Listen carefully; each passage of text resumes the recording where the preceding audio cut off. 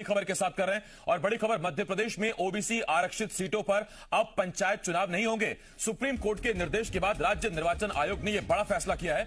OBC के आरक्षित पदों की निर्वाचन प्रक्रिया स्थगित कर दी गई है। सुप्रीम कोर्ट ने पंचायत चुनावों में ओबीसी आरक्षण पर रोक लगाई है। आरक्षित सीटों के लिए अब दोबारा से अधिसूचना जारी की जाएगी, यानी कि जैसा सुप्रीम कोर्ट ने निर्देश दिया था उसके फौरन बाद राज्य निर्वाचन आयोग ने ये चिट्ठी तमाम संबंधित लोगों को जारी कर दी है। देखिए, इस वक्त की सबसे बड़ी खबर यह है कि मध्य प्रदेश के पंच, सरपंच, जिला पंचायत सदस्य और जनपद सदस्य के वो पद जो ओबीसी के लिए आरक्षित थे उन पर इलेक्शन नहीं होंगे। राज्य निर्वाचन आयोग ने फैसला ले लिया है।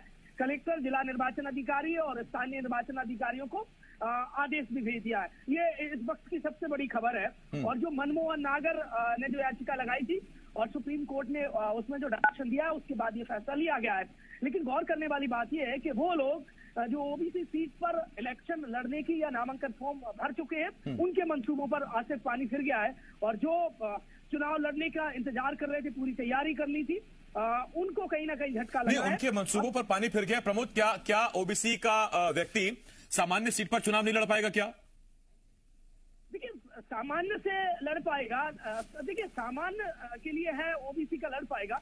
लेकिन गौर करने वाली बात यह है कि जो ओबीसी आरक्षण को लेकर सुप्रीम कोर्ट में था, अब लेकिन जो सीट आरक्षित है सामान्य के लिए उसमें ओबीसी यकीनन लड़ पाएगा। लेकिन जो बात कही, सियासत में हम कहें तो ओबीसी को लेकर घमासान जारी रहेगा। 27% आरक्षण को लेकर ओबीसी वर्ग में को लेकर जो सियासी लड़ाई शुरू हुई थी वो अब तक जारी है।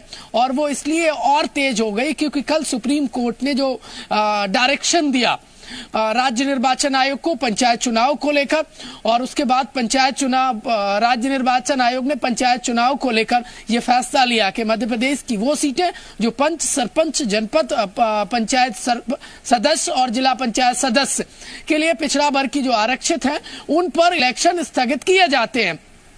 वो क्यों किए जाते हैं? क्योंकि संवैधानिक आधार पर 50% से ज्यादा आरक्षण नहीं दिया जा सकता। ओबीसी, एससी और एसटी को मिलाकर ऊपर जा रहा था।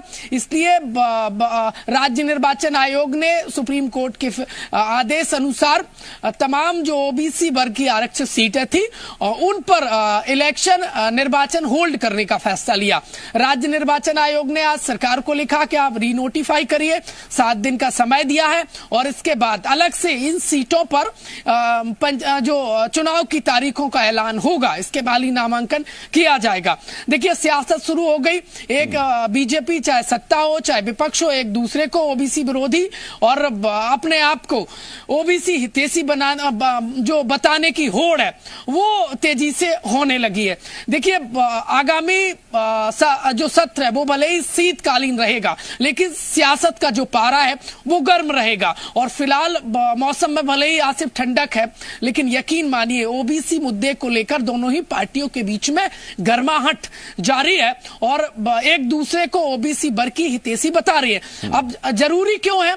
क्योंकि मध्य प्रदेश में लेकिन देखिए 55% के लगभग ओबीसी वर्ग की आबादी है और इसकी उपयोगिता इन आंकड़ों से, जो जनसंख्या है उसी के आंकड़ों से अंदाजा लगाया जा सकता है। दोनों ही पार्टियां देखिए पुरजोर कोशिश में जुटी है।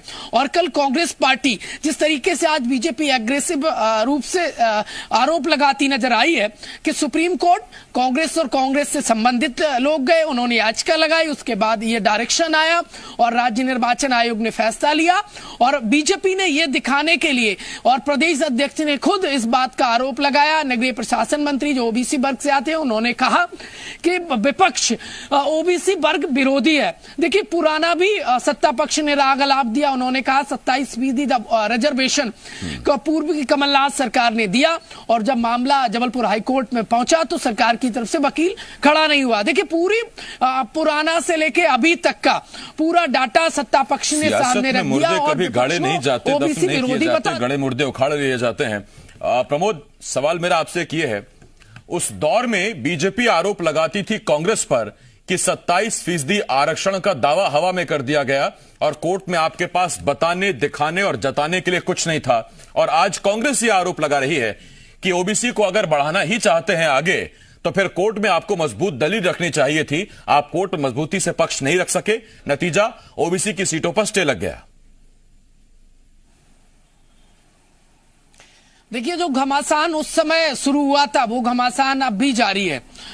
अब आपको फ्लैशबैक में सुप्रीम कोर्ट का वो इंदिरा साहनी वाला जजमेंट अब याद दिलाना चाहता हूं।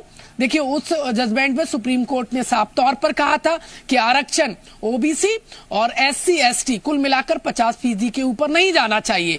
और उसको लेकर देखिए अड़चन अब तक सामने आई है। हालांकि बीजेपी ने कहा कि हमने सॉलिसिटर जनरल ऑफ इंडिया से लेकर तमाम जो एडवोकेट का पैनल है वो कोर्ट के जबलपुर हाई कोर्ट में वो पैरवी करते नजर आए, लेकिन बावजूद इसके 27% रिजर्वेशन अब तक नहीं मिला है ओबीसी वर्ग को।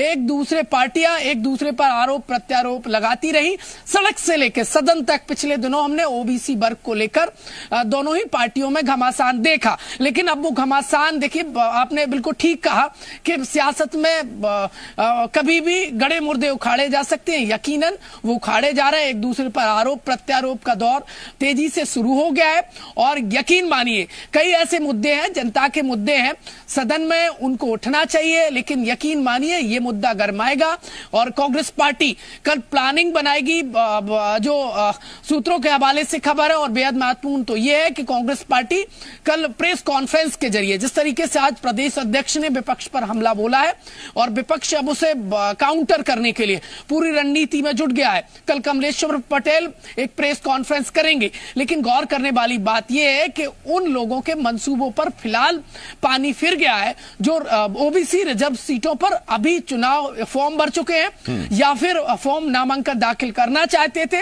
उनके मंसूबों पर कहीं ना कहीं फिलहाल तो सवालिया निशान खड़ा हो गया है, क्योंकि अब सरकार रीनोटिफाई करेगी और